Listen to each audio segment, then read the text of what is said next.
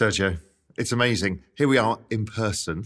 We've never met before. It's amazing. Thank you so much for having me. So listen, let's go back to how we first met.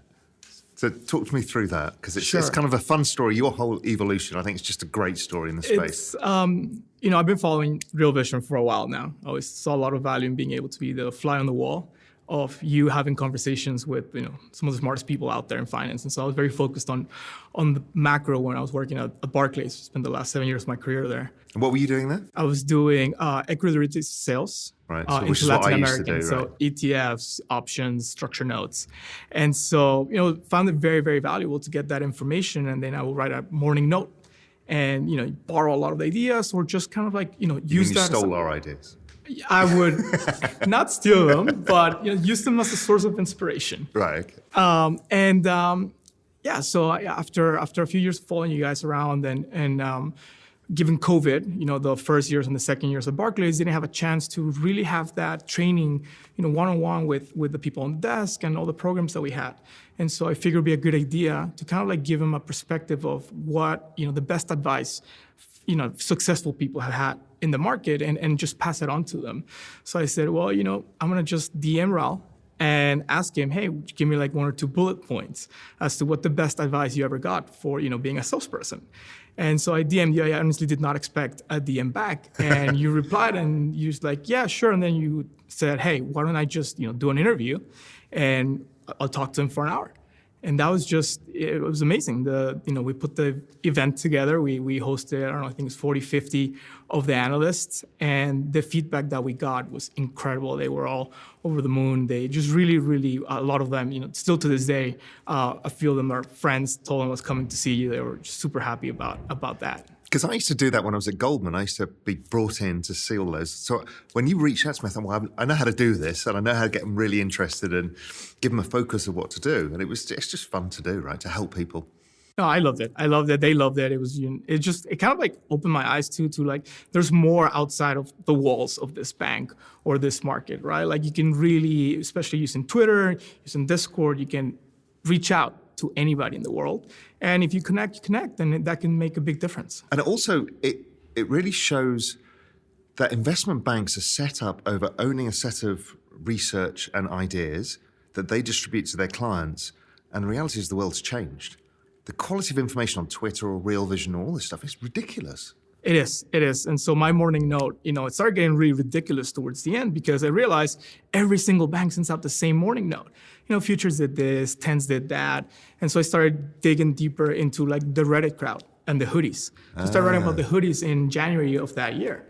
Our research team didn't put out anything until 9 months later, even though I was like, guys, you gotta realize retail traders are moving everything. And so, same thing with Twitter, same thing with all the social media, being able to tap into the world's information in a second is super valuable. So how did you get into crypto and all of this? Because you're a macro guy at an investment bank, living the dream that you thought that this is what you really wanted to do. You had a great job. Suddenly? I missed it once. So on one of our junior traders, when I was at Goldman, I started my career at Goldman in FX. He left in 2011, and on his way out, he's like, hey, I'm going to do a startup for cryptocurrency. Okay. So we stayed in touch because he would ask where different EM currencies fixed over the week, over the month, and we stayed in touch. And then about a year later, he's like, hey, by the way, my app is done. You should download it and buy some Bitcoin. And I said, okay, Fred, I'm going to download Coinbase. And I did. So this is Fred Erson, yes, the co-founder of Coinbase. And I tried to connect my checking account, but the bank, which shall remain nameless, fraud alert, no, come into the branch, you're not going to send money there. And I just kind of okay, whatever. I missed it. I watched it double, triple, quadruple, tenduple. And at some point, and watched Fred become a billionaire. Yeah, and I'm happy for him, obviously. And he's done such amazing things. But so I missed the first time around, and then I saw it go all the way to 20,000. I've already made a lot of money. And then when it crashed, that's when it really caught my attention. After the crash, that it didn't go to zero. Yeah. And there was a lot of people still building on it. So to me, it was okay, now the froth is out. There's definitely some value there. So let me take a closer look. And then you started talking about it a lot. And so again, kind of this is really smart people talking about it. And so Metcalfe's Law just became a part of my vocabulary. And so March with the COVID crisis, Everything crashed, every asset crashed. I'm like, okay, this is a buying opportunity. So I called Fred. I said, Fred, what do I buy? He said, buy Bitcoin and Ethereum. So I just started buying, kind of averaging in. With work and everything that was going on, I was super focused on, rates and everything. I was not really paying attention. Keep an eye on the balance, was going up. Okay. And so it wasn't until later in the year that as part of my research and for my morning note, that was, again, super ridiculous, I saw NFTs. And in Jan, there was a big NFT buy. It was a punk. It was an ape punk by my now friend G Money, who we hosted on Real Vision this summer. And I wrote a note making fun of it and saying, the dollar is so worthless that people are wasting their money on JPEGs of pixelated animals. And I thought I was ripping apart the idea, and then a week later I wrote another note. You thought you were so clever at this point. Oh yeah, I'm like, I know so much better than this people. And one day I found myself in the punks Discord, and everybody was super friendly and helpful, and it just got red pilled. It was just kind of like day and night, and I saw the world with a whole different set of eyes. And then I got a DM from you again at some point saying, I've left Barclays, I'm going full time into this space. Yes. Right, so I bought my CryptoPunk on Valentine's Day. Right. And I'll never forget the date because my wife will not let me forget the date. Because she came over that evening, she's like, hey, well, you missed Valentine's and you've been in your computer nonstop for 48 hours. What's going on? And I was like, I just bought this. And she's like, you missed Valentine's? Yeah, well, like we're supposed to celebrate or something, I guess. And we've been there for a year, so really supposed to celebrate. Yeah. And I was like, hey, listen, like I'm really into this. And then she's super supportive. And so, I bought the punk and then I stayed up, I don't know, maybe the next 2 weeks I slept like an hour or two a night. What, just looking at your punk? No, that too. But just doing research, getting to know like the community, the technology behind it, and kind of just diving really deep into it.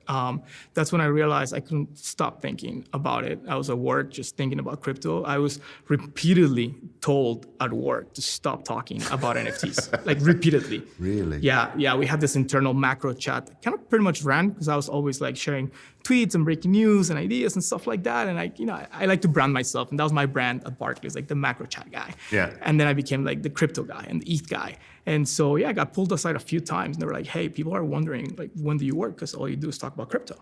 And so I was like, maybe it's time for me to really actually commit fully into the space. What did you see? What changed your mind? Because everyone's had to go through this transition. We're going to talk a bit about this in a bit, but what did you first see when you suddenly went to that Discord, saw the community? What changed your mind? Tokenized tribalism. I'm a big believer in human nature and how human nature drives everything we do. Yeah. Right? Marketing is all about human nature. Finance, all about human nature. And so the way I saw behavioral incentives. Yeah, so social tokens. I saw that as a social token. This is a very exclusive club of people that have been around Ethereum since the beginning. And owning one of these things kind of gives you that membership. And so it opened so many doors. I was having conversations with, for example, a gentleman by the name of Snowfro, who is the founder of Artblocks, which is the biggest generative art platform on Ethereum. And having a punk kind of like gave you that access, and everybody's like, oh, you're family, and that's when I realized, okay, there's communities that are going to spring out of this and actually be able to like build value together. And of course, we're stuck indoors. It's been a year and a half of not being able to go anywhere. And I was like, okay, this is it. I sold all my stocks, I sold my gold, and I just dove. All in. Irresponsibly long, I believe, is a phrase I heard somewhere. Yeah, might have heard that somewhere before. But one of the things that I'm struggling with is what's happened is this space was all about democratization, and now it's gone to elitism again. I mean, humans do this, right? So yes. It's human nature, but that's what I find difficult. It's bound to happen, right? And so especially with the way the assets have risen in value. But if you take a step back towards March and April, right? And when you told me to buy. I wrote you a very long email with a punk thesis. That honestly, I see it now. I read it the other day, and I realized I should have just sold everything else and bought more punks after sending you that email. But if you go back to those days, and like, for example, digital art, and like you were talking about how there's digitized assets, right? Like how they have value because we're spending our time in the digital world. And so seeing that digital art and being able to say, I own it, like that has some sort of effect in your brain where you start connecting with the pieces, with the artists, and again, going back to the community, right? So I started collecting a ton of art on Nifty Gateway, and being able to connect with the community was amazing. And the artists too, and the artists will reach out and be like, hey, like, help me think about my next drop. What do you think of this? And so being able to help them generate value through different mechanics or just kind of think about their careers was really, really rewarding. And so, yeah, elitism arises from, how expensive some things have gotten, but you start seeing also new communities springing up. And there's communities, there's projects that are actually focused on ramping people to the space. There's communities that are focused on charity. And so I think, you'll have different kinds of things, and the top will be the top. But I think the technology really unlocks a lot of ways in which, humanity can capture value. Hey, if you like this clip, be sure to check out the full interview and more only on realvision.com/crypto. It's 100% free. Sign up now.